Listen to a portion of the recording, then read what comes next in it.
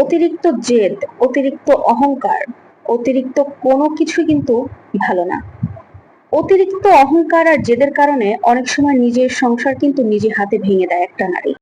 একটা মেয়ে যতই সুন্দরী হোক, যতই শিক্ষিত হোক, যতই সে বাবা মায়ের আদরের মেয়ে হোক, সংসার জীবনে আসার পর সেই মেয়ের মধ্যে যদি কথায় কথায় অহংকার ফুটে ওঠে, স্বামীকে ছোট করার অভ্যাস থাকে, স্বামীর মা বাবাকে সম্মান না করার অভ্যাস থাকে, স্বামীর কোনো ভাই বোন থাকলে তাদেরকে যদি ছোট মনে করার ইচ্ছা থাকে, আর বিশেষ করে নিজের বাবা মায়ের বাড়ির তুলনা যদি স্বামীর বাড়ির সাথে করার অভ্যাসটা থাকে, তাহলে খাতা কলমে লিখে রাখুন, একটা সময় মেয়েদের এই অহংকারী তার নিজের একটা সুখের সংসারের সব থেকে বড় শত্রু হয়ে দাঁড়াবে।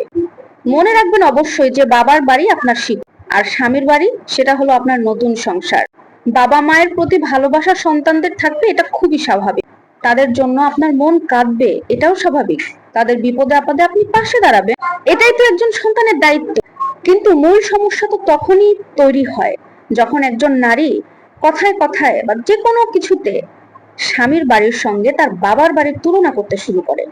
এই যেমন ধরুন, এই ধরনের কথা আসতে পারে যে আমার বাবার বাড়িতে ওটা ছিল, আমার বাবা আমাকে কখনো এভাবে রাখেনি, আমার ভাই আমার জন্য এটা করেছে ওটা করেছে, এই হয়েছিল সেই হয়েছিল, আমার জন্য আমার বাবার বাড়িই ভালো ছিল। এই যে কথাগুলো হয়তোবা মেয়েটি কোনো রাগের মাথায় বা আবেগের থেকে আসলে বলে ফেলে, কিন্তু আবেগের মধ্যে বলুক আর রাগের মধ্যে বলুক আর যেভাবে বলুক না কেন, এই কথাগুলো কিন্তু একজন স্বামীর মনে গভীর একটা ক্ষত তৈরি করে দেয়। একজন পুরুষ হয়তো সারাদিন পরিশ্রম করে তার সংসারটা চালাচ্ছে, তার যতটুকু সামর্থ্য আছে সে তার সামর্থ্যের মধ্যে স্ত্রীকে ভালো রাখার যথেষ্ট চেষ্টা করছে। কিন্তু একজন স্ত্রী যদি তার স্বামীকে প্রতিদিন প্রতিনিয়ত বলে তুমি আমাকে কিছুই দিতে পারো, তোমার বাড়ির অমুক মানুষ এমন, তোমার বাড়ির অমুক মানুষ তেমন, আমার বাবার বাড়ি আমার সব থেকে ভালো লাগে, আমার বাবার বাড়ি ভালো, তোমাদের বাড়ি ভালো না, তোমার বাবা এমন করে, তোমার মা এমন করে, তোমার বোন এমন করে, আমার ভালো লাগে না, থাকে না এই ধরনের কথাগুলো যদি বলে, তাহলে ওই স্বামীর মনের প্রভাবটা কি?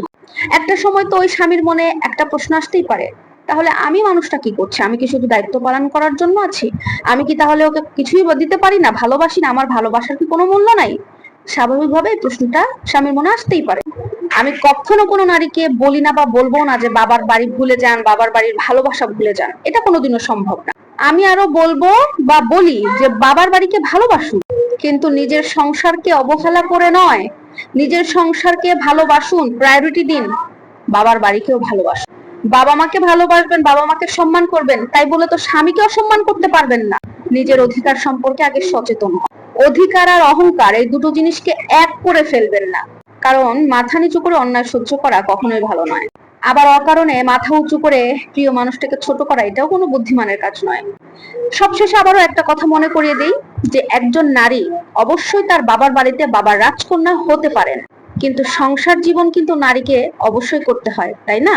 সেই সংসার জীবনে এসে একটা নারীকে শুধু রাজকন্যা হয়ে থাকলেই হবে না, একজন পুরুষের ভালো জীবন সঙ্গীও হয়ে উঠতে হবে। আর এই কথাটা পুরুষের ক্ষেত্রেও কিন্তু প্রযোজ্য।